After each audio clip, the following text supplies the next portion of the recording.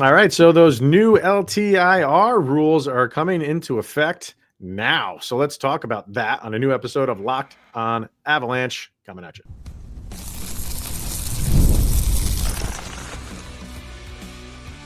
You're Locked on Avalanche, your daily podcast on the Colorado Avalanche.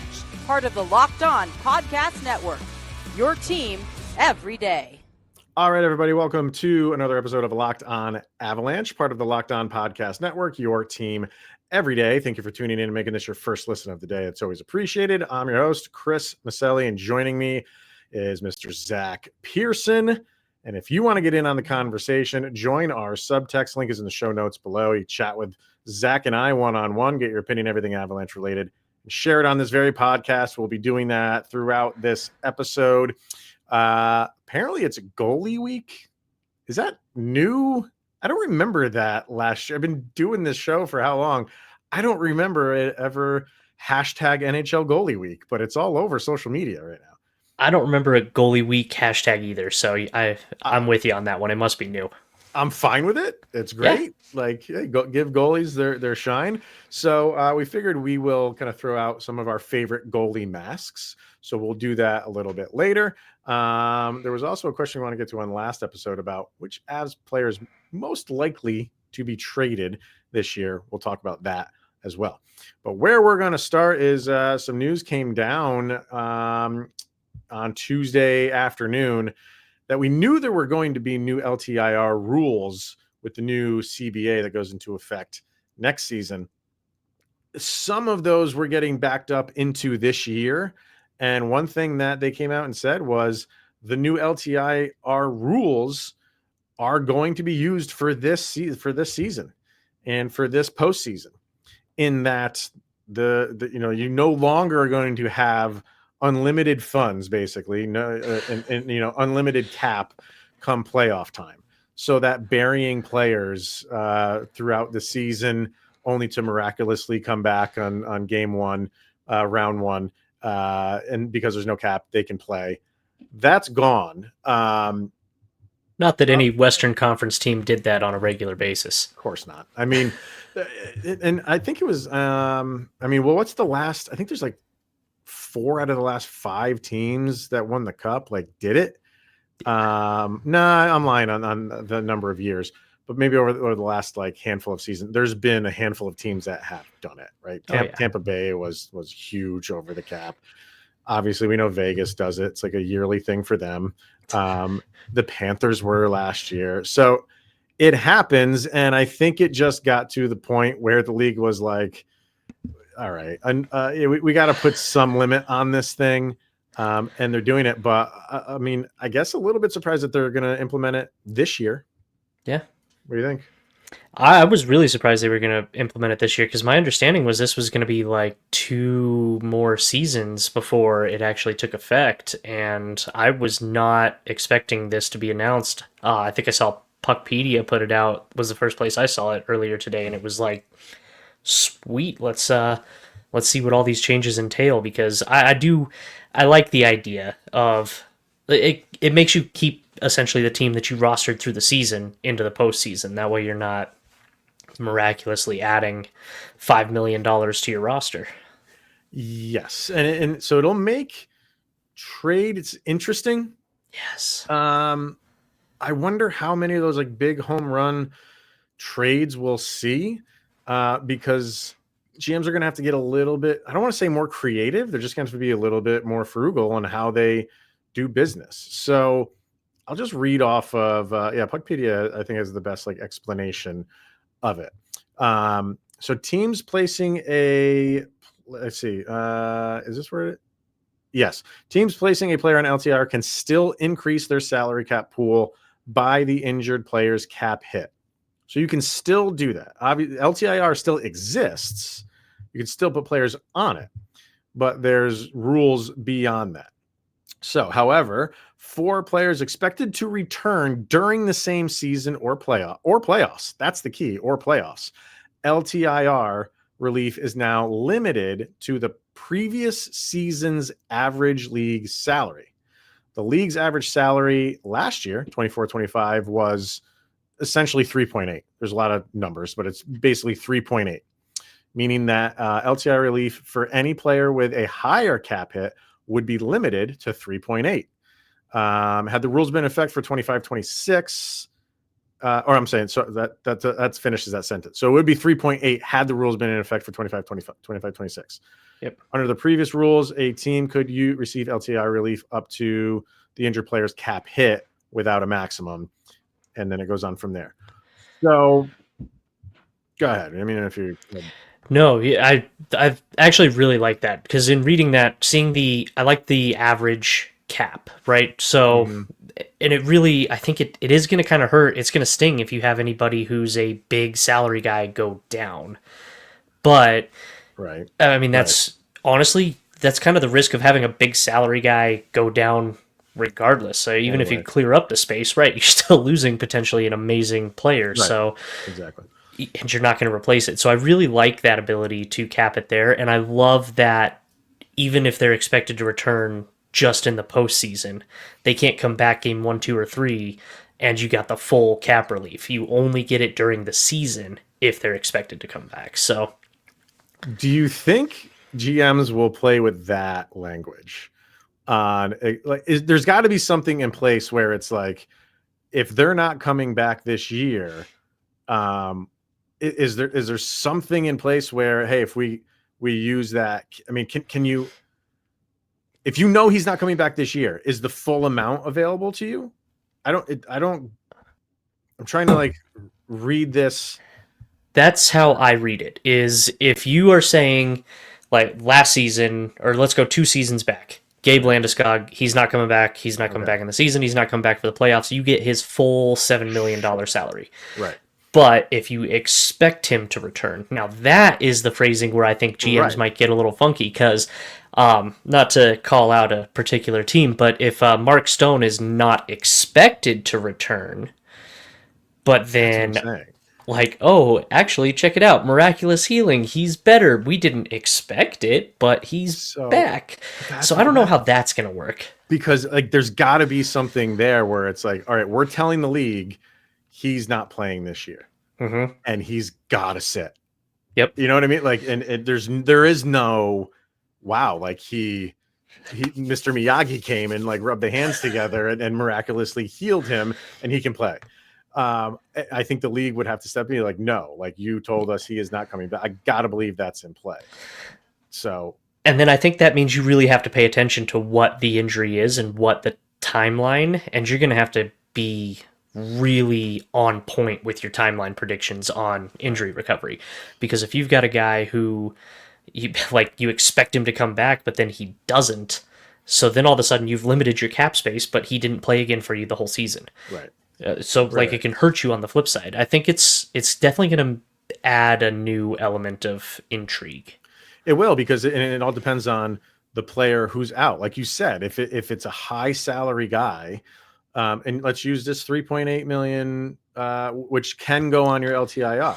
You know, if it's Nathan McKinnon, that you don't get a lot back for that, right? We were talking before we recorded, and we was like, all right, we'll throw Sammy G out there.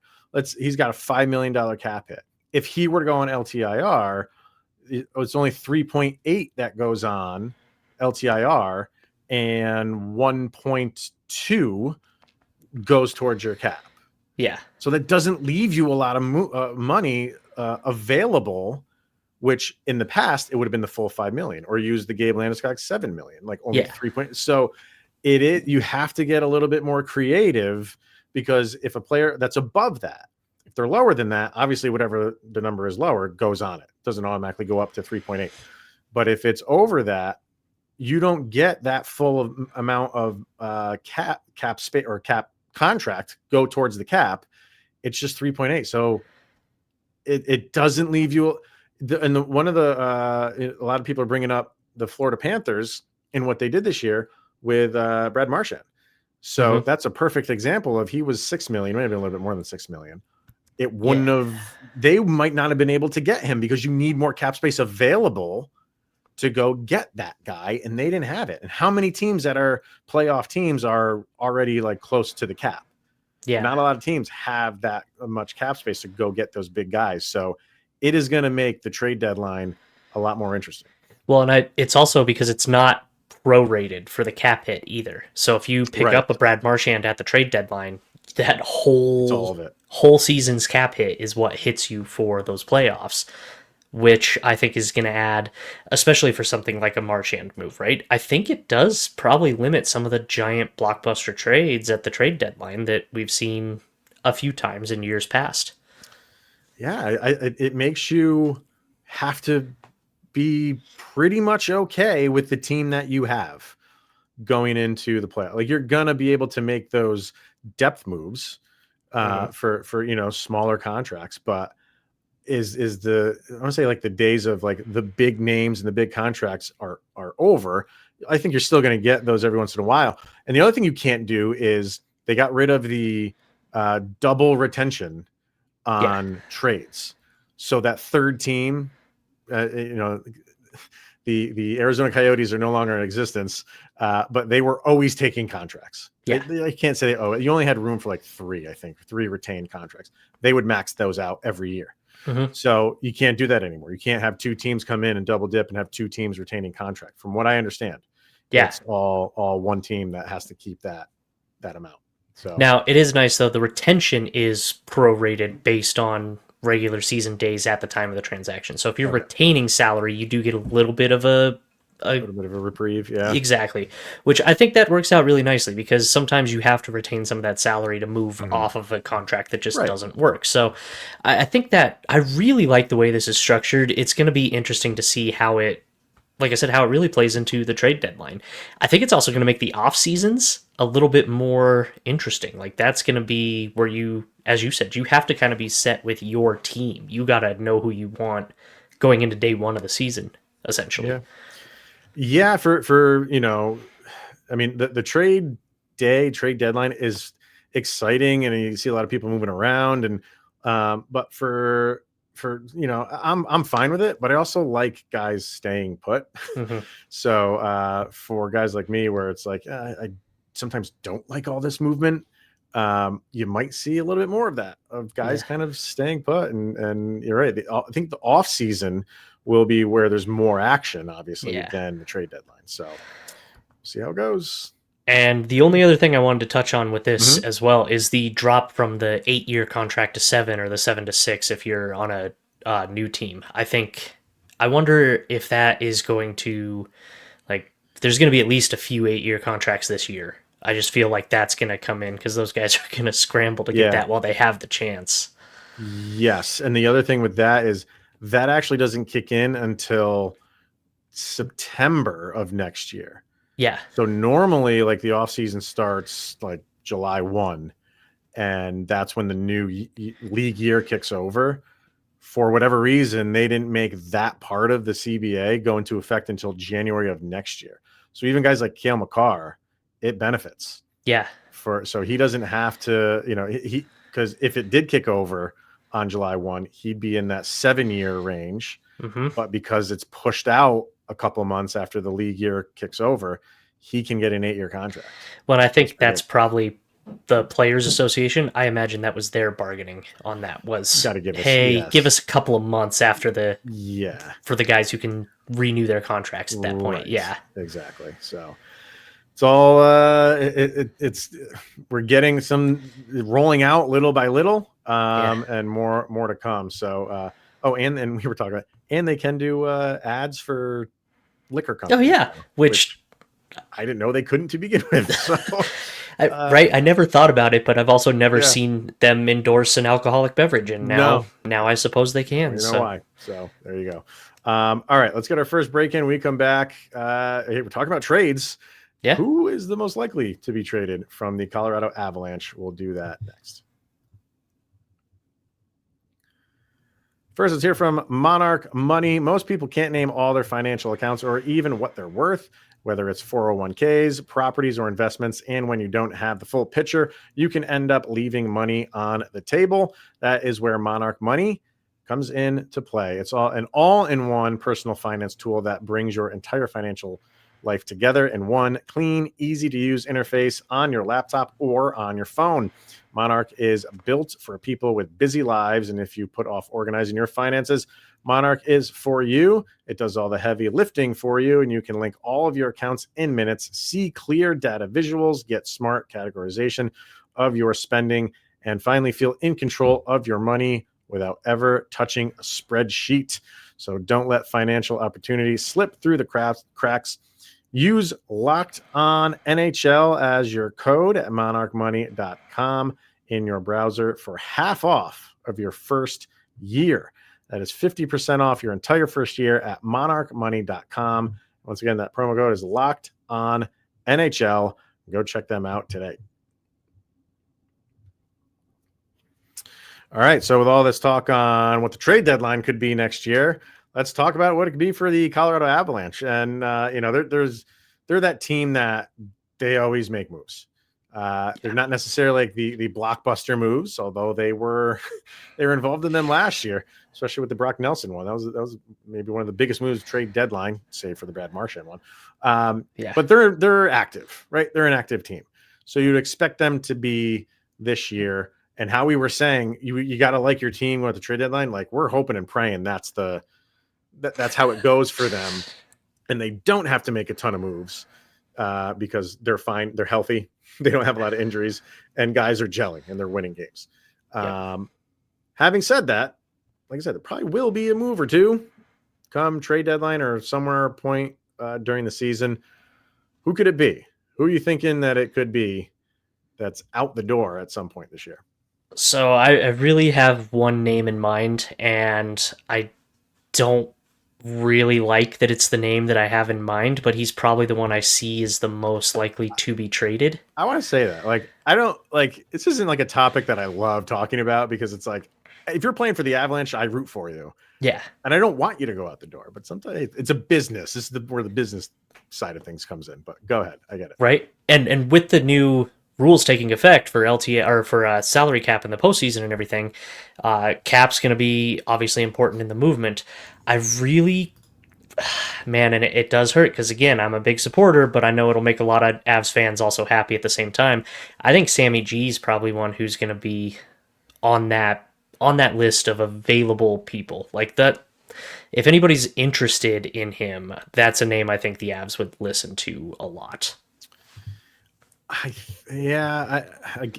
said this for how long, Zach? And like, if they were ever to move him, it would be cap reasons and not because they don't like his play. But you could add cap reasons, and if there's somebody out there that's like a better fit for them too, like you would always look into that. I think the thing that makes Girard appealing is if you were to move him this year, he's got one more year left on his contract. So whoever takes him in is going to get the remainder of whenever they trade him and next year too. So that is appealing to a buyer for sure. So, and you have to move an established person because, as we talked about on the last episode, the Avs don't have a pipeline and we don't have a lot of picks. So, like, it's players now or nothing. So if there's something that they feel they need to acquire, and you know, last year we went out and we got goaltending because we needed goaltending. So if we get partway through the season and there's a glaring need that needs to be addressed, and it's, you know, I really feel like he's a piece that I could see being a part of a deal in some way. We have two Adams over on Subtext, and this is I don't want to say Adam 1 or Adam 2. I don't want to put one above the other, but this is the first Adam I'm getting to. He said they know this is going to be a popular answer, but I do think they could move on from Sammy G. Add some grit and size to the back end. I like Sammy because I think his game is underrated and can move the puck efficiently. It all depends on how well the Avs start the season, but as of right now, I think he is the most expendable. And he goes on to say, with that being said, if Nashis doesn't have a contract extension within the first couple months of the season, I think they move on from him to get something in return. He goes on, and we kind of talked about that in the last episode with him. I mean, I think anything is on the table. I don't know. Like with Nashis, you just have to see how the season starts with him. You know, we go listen to the last episode. We kind of dove into that a little bit more, but I think the Avs do get that done. I think so. But if they don't, it's definitely on the table. I agree. Yeah. I do, and exactly that. We said it last episode. I think it gets done, but if it doesn't, he's got to be traded pretty quick. It just has to. And then the other Adam says, same thing. I feel like Natius is the low-hanging fruit here, but I'll go with Colton or Girard. He puts Girard in there, going out in a package for defenseman and picks. Yeah. I could, if you're packaging some guys, man, if you get rid of Colton and Girard in the same deal, you better get Hall back from that. I'm You're like, better. Come on. And Colton has a modified trade list, I believe. I think, okay, so Sam Girard has a 9-team no trade list, and Colton, I think, has a 12. Yes, Colton has a 12-team. So they both have a modified no trade list, but Okay. I don't. If the roster is the way that it is right now, like they're going to need Ross Colton. Yeah. So I don't think he's really on the way out. I can't really see, but hey, like I said, if there's a deal out there where the return is, it makes you better, then anybody's on the table. Right. So, but No. you really think Colton would go? I don't. You think they would really want to move him right now? I don't see it happening. I don't see. I mean, again, unless you're going to get a really good bottom 6 player in return, and I just don't know that that's going to be something that they can do. I mean, you'd have to get probably a couple of depth guys just to shore up that, especially just in case of injury. So I don't see him moving. I don't think I can see him moving at the moment. Joe says, I would move Malinsky. He's affordable and has huge upsides for a lot of teams. But I don't like, he's got upside, but like he hasn't shown you that. Like I have high expectations for him this year. I think he's going to have an excellent season, but your return from him would not be anything right now. No. So that would just kind of be like a lateral move of what you're bringing in and getting rid of. Yeah, his salary is exciting because I think his production will be way beyond what his salary is, but I don't really. I don't think he's. I mean, he could be, but it's not going to be like this incredible move where you have all these players involved. Like that would just be a hockey trade if you ask me. Right now, a year from now, we'll talk. But because I'm thinking good things for him, but I don't. He's not on the radar of a lot of teams right now. No. I agree. I think, especially too, with the Avs having about 1.3 in cap space, Malinsky, like, you'd have to get somebody probably even just a little bit more expensive in return. Right. And I don't think in the 2.6, 2.7 million range, you're going to get an upgrade that's going to make a huge difference for you. So I think Malinsky, and I agree with you, I think I've got some high hopes for him this season. So I'd like to see what happens there. And then Brandon threw out 2 guys. One, he said Jack Drury, which I don't think that's going to happen. He's a restricted free agent, so the Avs kind of own his rights for a while. And I really think they're going to like what he provides for them. The other one he throws on here is Scott Wedgwood. That could happen. Yeah. And the reason why I say that is, and I like Scott Wedgwood. He's a fun guy. He's a great locker room guy. He played excellent last year, and I think he's going to play excellent this year. But could he be a deadline day? I don't think they move him at any point but before the deadline. But think about it. Like once you get to the trade deadline, you have a month and 5 weeks, 6 weeks, what's left of the season. Yeah. And then you're in the playoffs. You rarely, if ever, use your backup goalie in the playoffs. So for what's left of the regular season in those 5 or 6 weeks, you would use your backup goalie how many times? 3 times? Yeah. Yes. So if the Avalanche are comfortable with the position that they're in come trade deadline, and they're really not fighting for like they're on the verge of falling out of a playoff spot, if they're sitting pretty in the division and it's just a matter of time before they're locking up a playoff spot, Could you move your backup goalie and just let your AHL goalie come up and play a few games before the season's over? And what you get in for Scott Wedgwood would only help your team and bolster your team. That's a possibility because he is a unrestricted free agent next year. And if you're not planning on bringing him back, why not move him at the trade deadline? It would make some sense. It would. And, Trent Miner is one of those handful of goalies that Alex Ovechkin never scored a goal on when he broke the record. So, Boom. We have a solid guy that can come up and help us rafters. Put him up in the rafters. No, actually, I like that. I kind of thought about that for a minute, but I wasn't. I like that one a lot. So I'm glad that Brandon on Subtext brought that up because I do think that is an interesting possibility. We'll see where it all goes during the season. So, and then just to wrap this up, Vargar, he didn't get into too much detail because he just wrote Nacious. Yeah, and that was it. Nothing else.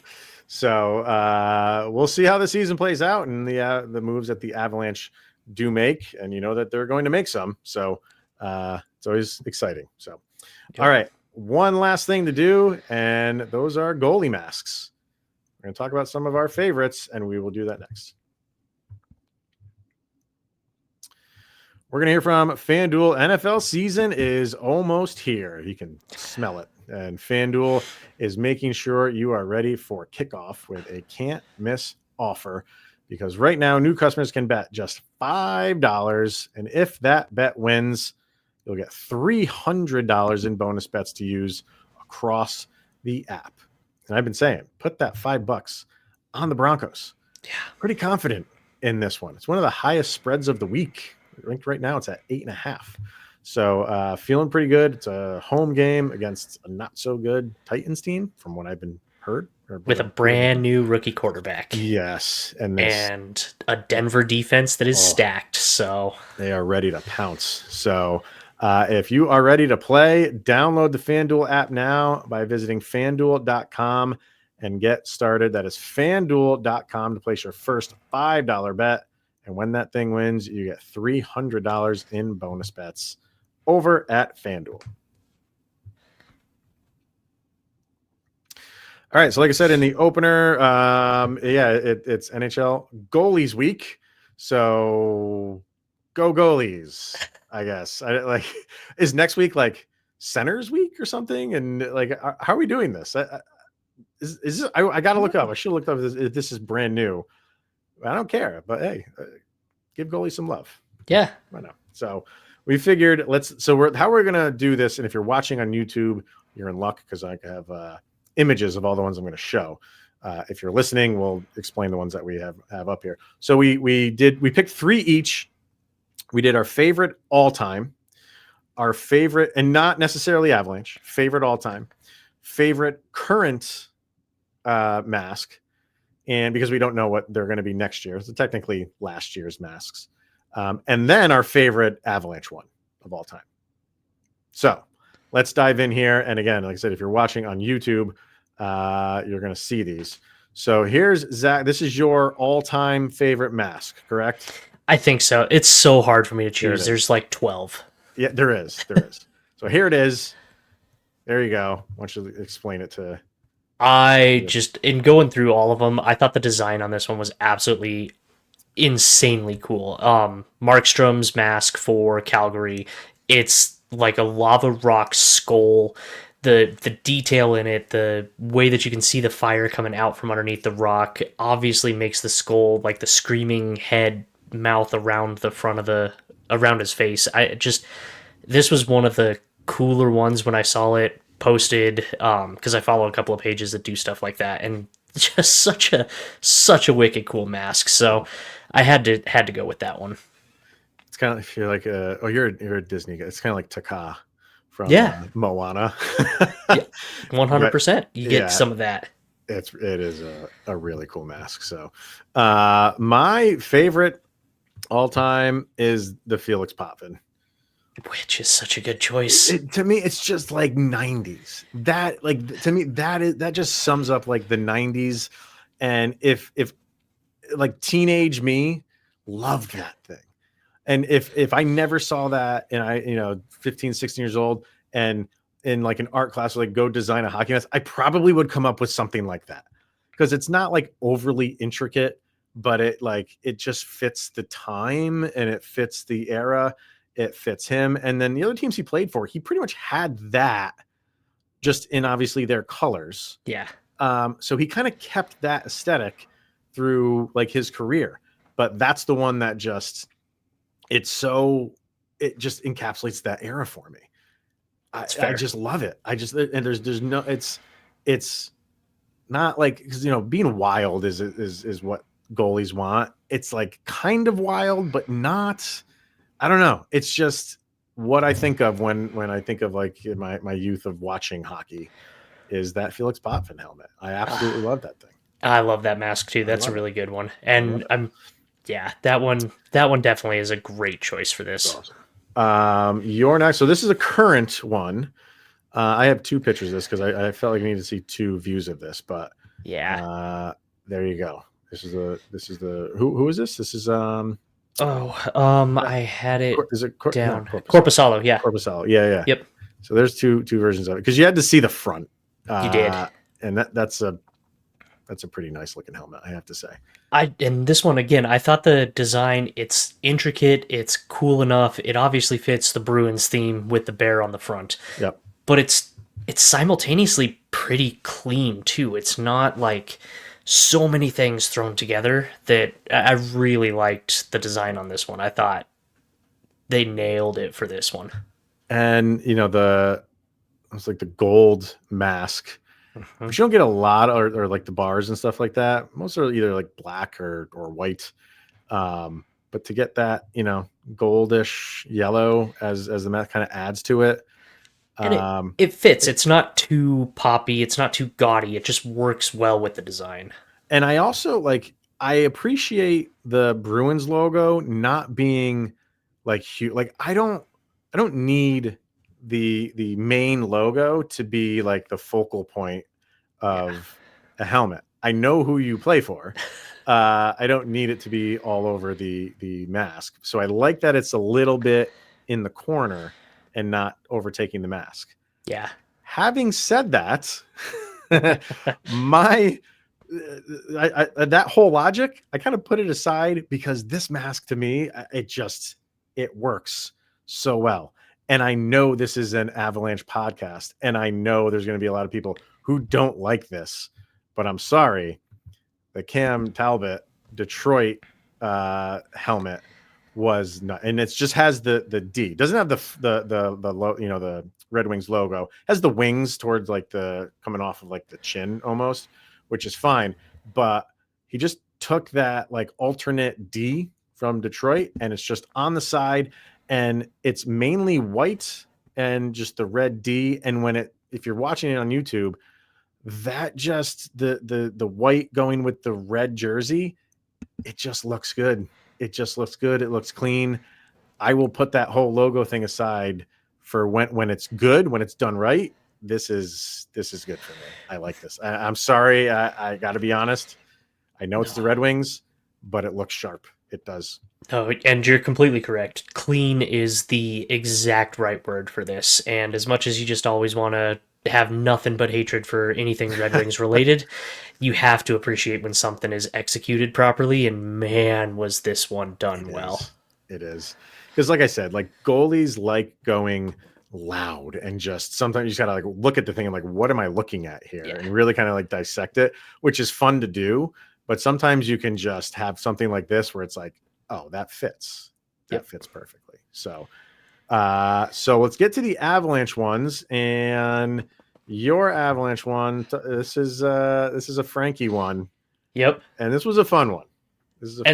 So I went back and forth on a bunch, because there's a Varley mask from, I think, 2015 that I absolutely loved. I loved Patrick Waugh's Angry Mountain mask and Mackenzie Blackwood's last year that paid homage to that. Yep. Like, all of these are amazing masks, but this one I chose specifically because this was the one he wore the year after the Cup. And it's basically the exact same mask from the year they won the Cup, except instead of having Bernie riding down the toboggan. He's pulling the toboggan back up with the cup in it. And one of the things that this one gives me, and I think it's just that style of toboggan, is Calvin and Hobbes vibes. Oh yeah, that's true.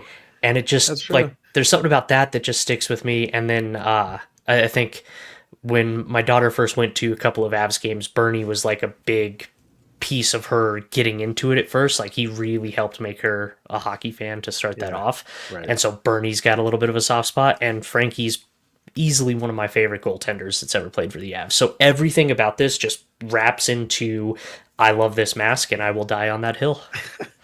It's a fun one. Like these are, when you have like the caricatures and stuff like that, and when you're including their mascot, like, and he's pulling the Stanley Cup. Yeah. It's just fun. It's just a fun mask. So I agree with that one. I like this one because I gotta be honest, Zach, like in going through when I knew we were going to do this, I just started, it was fun to kind of go back and look at a bunch of masks. I didn't like a lot of Colorado Avalanche goalie masks. No. I have to be like, none of them, maybe with the exception of one I'm going to show you, jumped out at me was like, oh, that is head and shoulders above everybody. Maybe the first Patrick Wow one. I like the first Wow one. The second one was fine. The first one was cool. And then you had like some like one-off helmets that were cool. But I got to say, the one guy who I thought had the best helmets was the guy that maybe is not going to, Avalanche fans are not very fond of right now. And that's Alexandar Georgiev.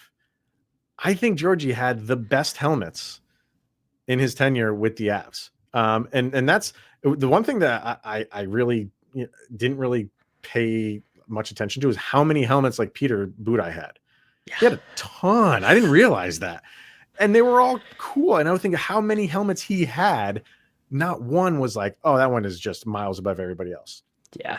But the Georgie helmets, like how I said, like they like goalies love loud, like the one that had like all the teeth, like the Yeti, like teeth going down the side. That was cool. His third jersey one was more like a matte finish, which I love that goalies are doing that more now. Yeah, like the matte finishes rather than like the shiny gloss. Because I like the matte look.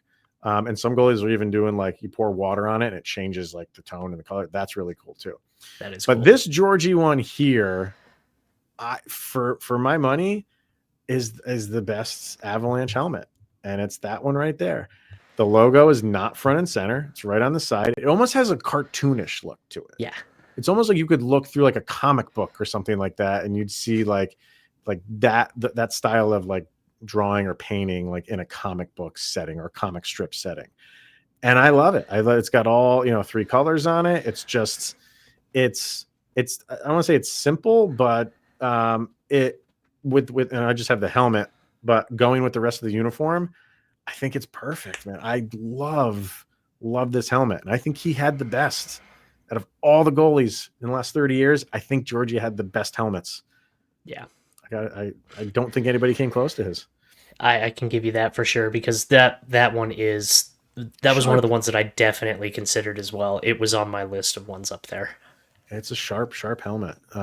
So those are some of our, there's a ton of helmets to go through. My God. And when I was doing this, I'm like, I had a list. I'm like, how am I going to get this down to 3?